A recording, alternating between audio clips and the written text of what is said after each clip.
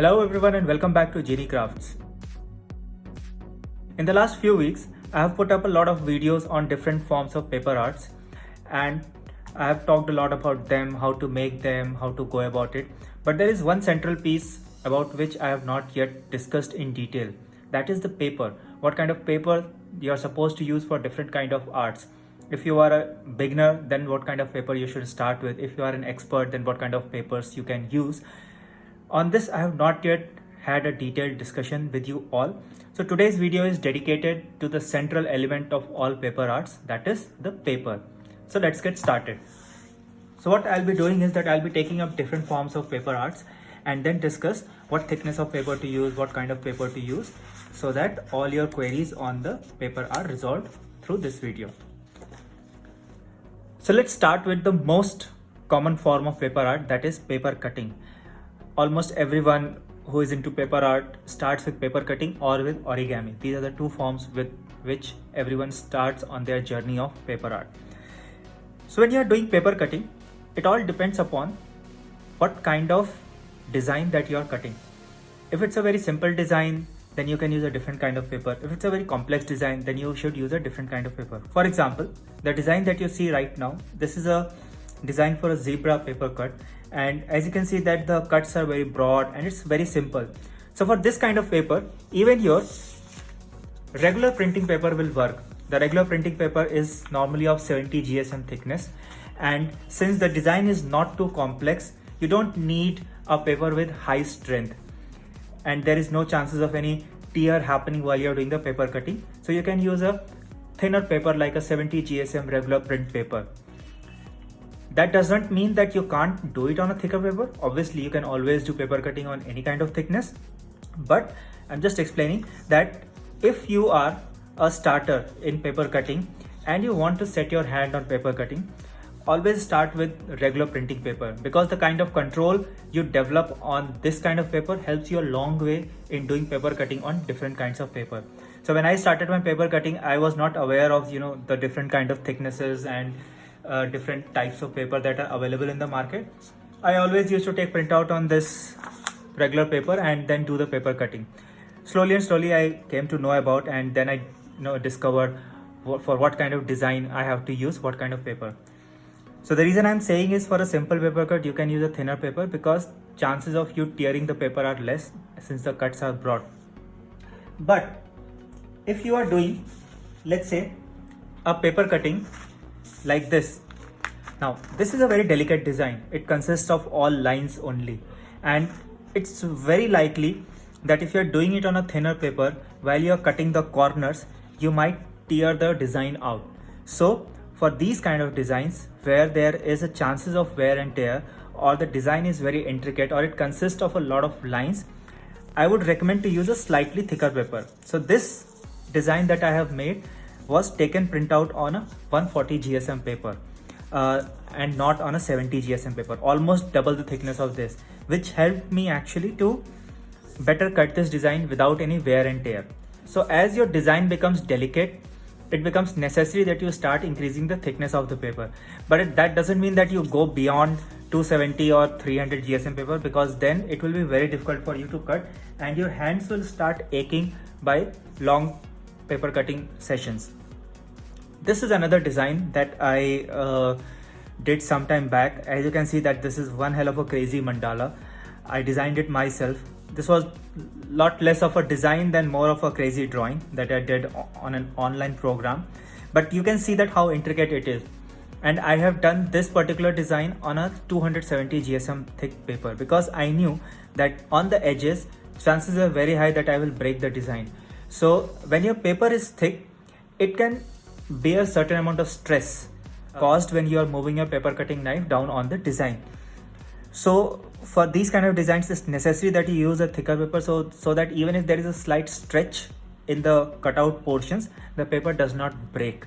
So hence I have used a 270 GSM paper. I will show you some more designs.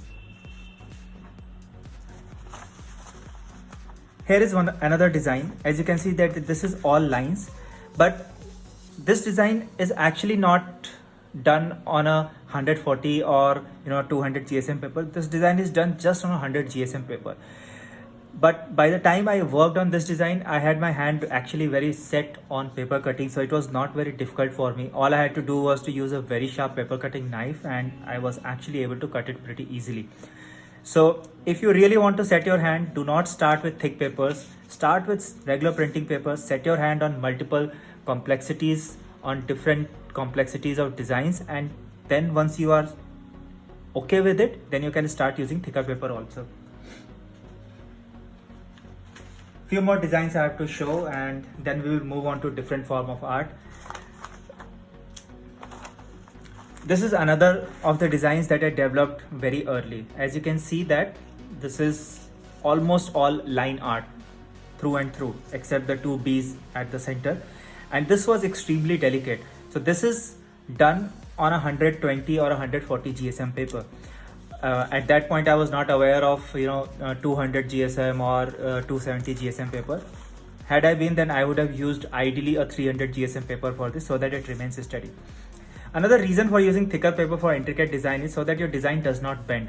Right now, this design will bend if I am holding it like this. But this design, which I just showed you, even if I'm holding, it is not bending on either side.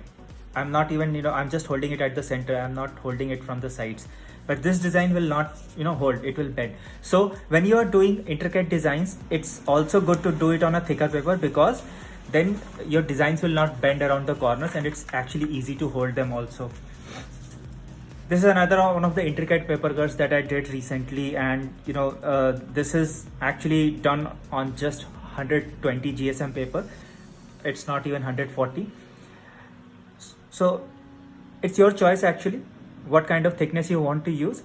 My advice is just to get your hand set on different varieties of paper cuts, and once you are there, you can use any thickness that you want.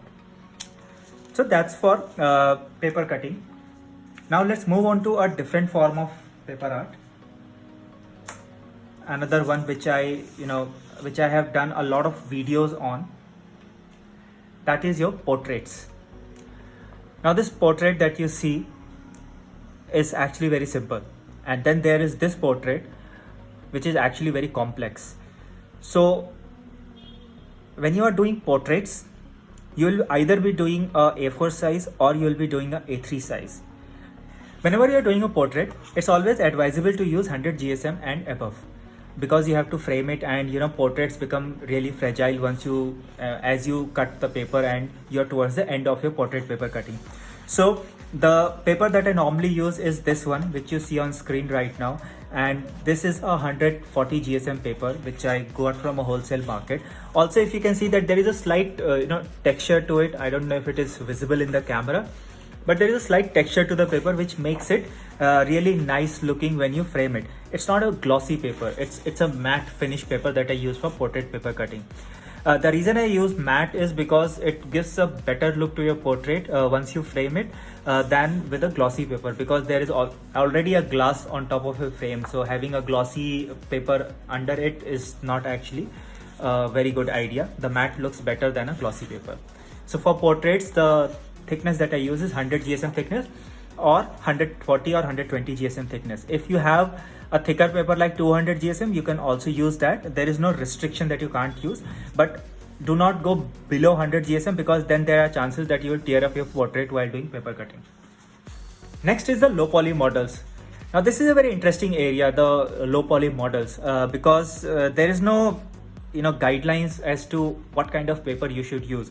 So the guideline that I use for choosing the paper thickness is basically the size of your model that you are building. Please understand that paper thickness plays a very important role in folding of the paper. Whenever you are doing a low poly models, you will always need to fold the flaps and then stick it. So if you are doing a bigger model like this, then it becomes very easy for you to fold and glue it together. But if you're doing a smaller version of the same model, then it becomes very difficult for you if you're using a thicker paper, because then folding those tiny flaps becomes a challenge, and many of the times you will not be able to have the same amount of precision as you will have with a bigger model. So what I normally do is that if I am making a smaller version of a model, like this, a small bunny, the actual size of this bunny is somewhat this big, but this is only this big. So if I'm using a if I'm making a smaller version of the same model, the thickness that I use is between 100 to 120 GSM. Any thicker than that and it becomes challenging to build smaller models. But if I'm building a bigger model like this, then I can easily use thickness between 170 GSM or 200 GSM or even 270 GSM. Depends upon the size of the model. So in 2019 December, I made this 6 feet giant Santa and reindeer. Now for that model, I couldn't have gone below 270 GSM because first of all, the model should hold itself, and for that you need a certain thickness to the paper. And also the cuts were very big, so it was very easy to handle that much thickness of paper. So I used a higher thickness paper for this, and I use a lower thickness paper whenever I'm building a smaller model. So here are some of the papers that I have for higher and lower thickness.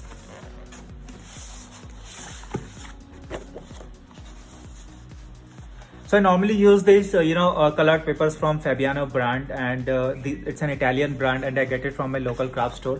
One of the best things about this paper is that there is a textured finish on one end. So if I want my models to be textured, I can actually use this as an outside and the other side goes inside. But if I want my models to be plain, then I can do it reverse.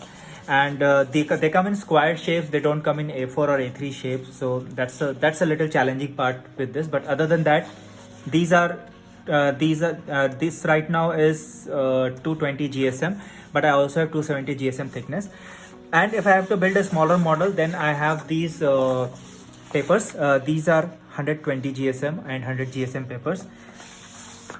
Here are some more colorful papers, smaller thickness, lesser thickness papers that I have. So like I said, for smaller models I will go with a lesser thickness paper because it makes my job easier of pasting the different pieces together. And for a bigger model like this, I am going to use a higher thickness paper. Because next is layered arts. Now that's an interesting thing. So you can see this layered art. It consists of some 30 layers or 27 layers. Whenever I'm making a layered art, I'm always going to use a thicker paper. For layered art, normally the cuts are very broad. The cuts are not, very, what should I say, very intricate. The cuts are always broad for layered art. So it becomes very easy to use these same, 220 or 300 GSM thickness papers. These are all between 220 and 270 GSM thickness. Whether the layered art is like this or even if the layered art is like this, the best thing about layered art is that if you have framed it, then it actually doesn't matter what thickness paper you have used. The only reason I use a higher thickness paper is so that the layers don't bend or develop a curvature in the center. If you use a very thin paper, then they will develop a curvature. But if you are using a thick paper, then you will not face the problem of curvature and your layers will remain intact and straight. So for layered art, go for a higher thickness paper rather than a lower thickness paper. Next is wet paper folding or paper sculptures. I have only done one paper sculpture and that too on thinner papers. But ideally, if you are doing a paper sculpture or wet paper folding, then in that case, you need to use at least 300 GSM thickness paper. Everyone on YouTube, all the artists recommend this only, that you use 300 GSM thickness. Reason is because for these kind of arts, you actually need to wet your paper. So if your paper is wet and it is thin, then it is going to tear off. But if you have a 300 GSM thickness paper like this and you wet the paper, then you can still mold it and let it dry and there will be no damage to the paper. Also, these watercolor paper have a different grain structure. If you are able to see it in the camera, than your regular paper. So the grain structure of this watercolor paper actually helps you to retain the structure of the paper as you fold it after they dry out, rather than straightening back again. So for any kind of wet paper folding or for paper sculpture, go for a watercolor paper rather than your regular paper. Next is your shadow box. If you are making a shadow box like the one you see on screen, then in that case, The paper, everything more or less remains the same. First of all, for shadow boxes, normally you will use white paper only, and the minimum thickness that you should be using for shadow box. This is a very glossy paper that you see on screen. This I used for one of the shadow boxes recently. The thickness of the paper for this is 230 GSM. It is recommended to start with 220 GSM at the minimum. Reason being because you are going to put a LED light at the back, and if your paper is very thin, then too much lights come through the paper and it ruins the effect of the shadow box or the light box. Hence it is important to use a thicker paper for this, at least 220 GSM. You can start with 200 also, but then the effect will depend upon the grain structure of the paper rather than the thickness itself. So for shadow boxes, use a thickness of 220 GSM and above. It should help you in the final look of your shadow box. And finally we have origami. I made one video on origami. I have to make more. It will come very soon. Please don't worry about it. So when you are doing origami, you have to do a lot of folding.